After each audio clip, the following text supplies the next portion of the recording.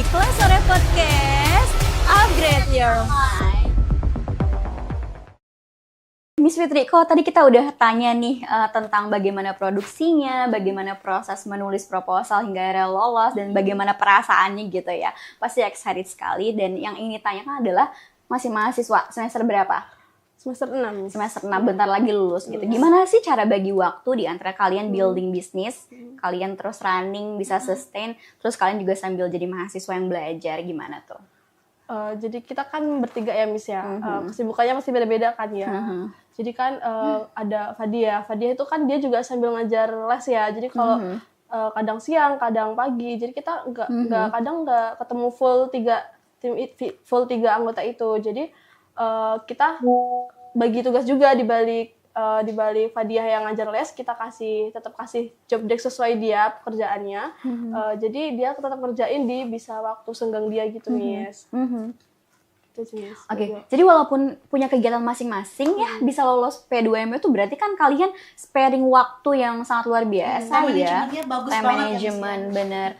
Kalau mereka bukan anak manajemen, bukan mahasiswa bisnis gitu, tapi misalnya mereka dari sastra, mereka dari anak-anak olahraga gitu, mereka ingin bangun bisnis gitu. Menurut Sheila possible nggak sih kira-kira mereka akan bisa seperti Sheila? Possible banget sih, Miss. Karena kan nggak harus mahasiswa bisnis kan, Miss. Semua tuh bisa belajar, apalagi sekarang bisa belajar dimanapun, di YouTube bisa. Makanya secara online tuh udah bisa belajar bisnis gitu, Miss. Iya, benar. Kita juga misalnya dari mahasiswa sasing gitu kan, kita juga bisa belajar ke dosen-dosen FEB gitu kan, sangat terbuka banget buat belajar bisnis gimana sih cara-caranya menyusun bisnis dari awal gitu sih, Miss. Tentang ekonomi gitu ya, tapi dari sumber-sumber sosial media, sumber internet, bahkan di Teknokrat, dosen-dosen seperti Anda ya, Miss ya, sangat open sekali buat semua mahasiswa yang ingin belajar tentang bisnis, sangat menarik sekali. Sebenarnya intinya satu, Miss. Apa? Konsisten. Konsisten, Itu tadi, gitu ya. bener. Karena memang semua bisa punya bisnis atau mengembangkan bisnis gitu, tapi nggak semuanya bisa konsisten gitu. Kadang Betul. apalagi Gen Z ya, Iya.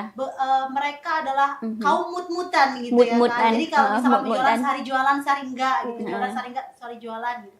Jadi nggak ada brandingnya di situ, nggak Betul. dikenal gitu. Jadi Betul. percuma kalau misalkan punya bisnis atau mau ngembangin bisnis tapi nggak ada konsistensinya. Gak ada itu konsistensi, tadi. dan itu yang Sheila rasakan ya, semakin konsisten ya udah gitu, jadi maka semakin mantep nih. Saya yakin bisnis saya bakal laku, bakal terjual, dan bakal lolos P2MW gitu, jadi konsisten tadi. Apa sih kira-kira yang men-trigger akhirnya kepikiran kenapa sih harus ramah lingkungan untuk bisnis? Jadi gara-garanya aku tuh ngeliat ada beberapa contoh kasus perusahaan gitu ya, misalnya dia tuh nggak mikirin limbah dari perusahaan itu, jadi kan itu kan mempengaruhi banget buat penjualan ya. Jadi ada orang yang berpikir nggak mau beli barang dari PT itu karena dia jelek banget buat lingkungan gitu. Nah kita harus mikirin gimana ya cara kita tuh buat masyarakat tuh jadi mau ngebeli produk kita karena ramah lingkungan dan sangat membantu untuk membuat limbah itu jadi menguntungkan juga kan bagi penjualnya, Miss, karena kita beli bahan bakunya dari dia gitu. Oke. Berarti saya ngerasain banget dimana tadi Sheila bilang kalau misalnya kalau ada orang-orang atau consumer yang bilang kayaknya mereka minat deh beli hal-hal yang ramah lingkungan. Contohnya saya gitu. Contohnya gini, dulu saya pakai straw atau sedotan itu ya udah, saya pikir sedotan plastik tinggal buang gitu. Tapi sebenarnya kita nggak tahu itu buangnya di mana dan akan kemana arahnya, dan kalau tidak ada yang memanfaatkannya lagi ya udah dia tidak akan punah gitu, akan terus menjadi plastik gitu.